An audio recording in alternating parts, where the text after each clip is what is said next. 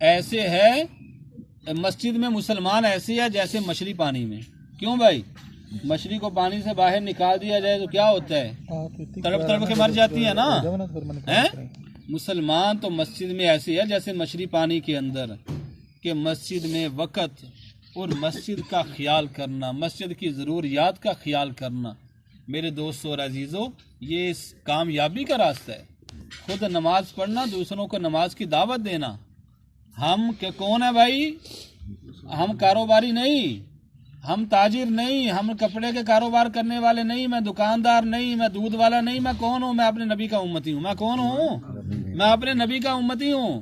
پوری دنیا میں دین کو زندہ کرنا میرا کام ہے. کیوں جی؟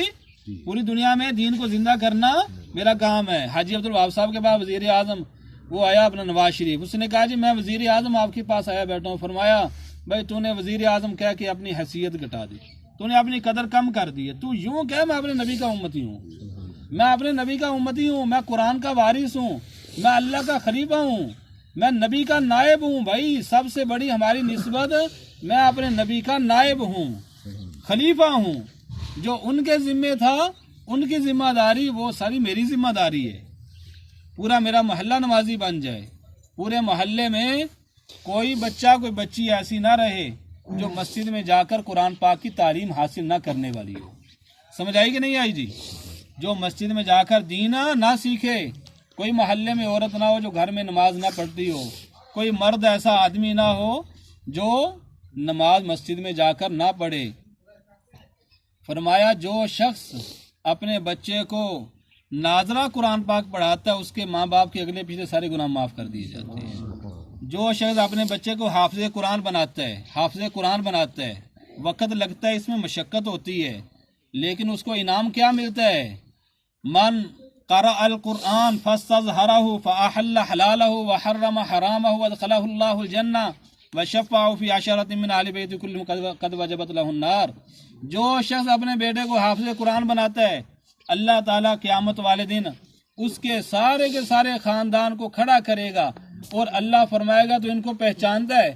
وہ کہے گا اللہ سب کو میں پہچانتا ہوں، یہ میرا چاچو، یہ ماموں، یہ خالہ، یہ پھوپھی.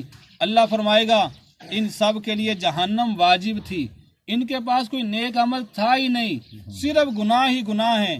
انہوں نے جہنم میں میں نے پھینکنے کا پکا ارادہ کر لیا تھا، لیکن اب ایسے کر ان میں سے 10 آدمیوں کو لے کر جنت میں چلا جائے، 10 آدمیوں کو لے کر جنت میں چلا جائے.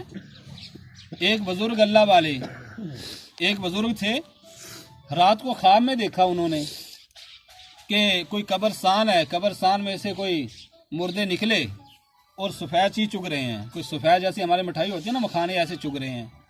اور ایک سفید کپڑے پہنے ہوئے بزرگ وہ سکون سے بیٹھے ہوئے درخت کے ساتھ ٹیک لگا کے. تو ان خواب دیکھنے والے بزرگوں نے اس سے پوچھا کہ یہ کون ہے، کیا کر رہے ہیں؟